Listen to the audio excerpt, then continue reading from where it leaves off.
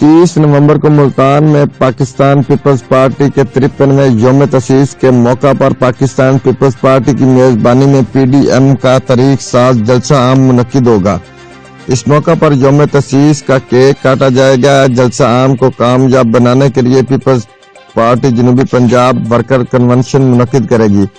11 نومبر کو بہاولپور ڈویژن کا worker convention رحیم یار خان میں اور 13 نومبر کو ڈی جی خان ڈویژن کا ورکر کنونشن کوٹ ادو اور 24 نومبر کو ملتان ڈویژن کا ورکر کنونشن کروڑ پکا میں منعقد ہوگا۔ صدر پیپلز پارٹی جنوبی پنجاب مخدوم احمد محمود صدارت کریں گے، جبکہ سید یوسف رضا گیلانی سابق وزیر اعظم پاکستان مہمان خصوصی ہوں گے۔ یہ اعلان پیپلز پارٹی جنوبی پنجاب کے سیکرٹری اطلاعات اور رکن قومی اسمبلی نواب زادہ افتخار احمد خان نے پیپلز پارٹی ملتان ڈویژن کے سیکرٹری اطلاعات ایم سلیم راجہ کے آفس میں پارٹی رہنماؤں محمد سلیم بھٹی، چودھری یاسین میاں نیاز سومرو، اے ڈی ملک، خواجہ عمران ملک شہباز ڈوگر کے ہمراہ پریس کانفرنس میں کیا۔